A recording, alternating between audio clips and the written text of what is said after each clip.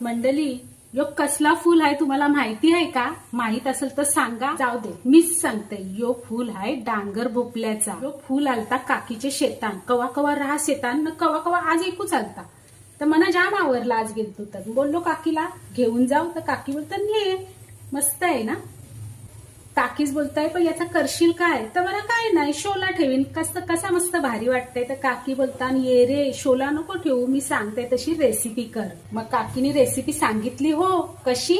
चला बघू. एके ताटलीन जेवाचा बेसनचा पीठ. आता एकच फुल आहे म्हणून जुरुसात बेसनचा पीठ घेतला. रास असती तर रास घेतला असता. त्यान टाकला जुरुसा मीठ, जुरुशी हळद न जुरुसा मसाला, थोडीशी आलं लसूणची पेस्ट टाका. हो, आता टाकू थोडासा पाणी, न करू मिक्स मिक्स मिक्स.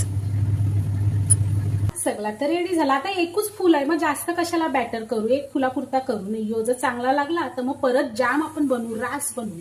तर पैकी घोलवाचा. तर याला मासलीचे सारखा फ्राय करू. आता आपण यो मस्त पैकी शिजवून घेऊ. पण सांगू का, ये फुलाची दांडी मी तशीच ठेवली होती. ती मला जरा लांब वाटली म्हणून मी कैची घेतली ना कापली.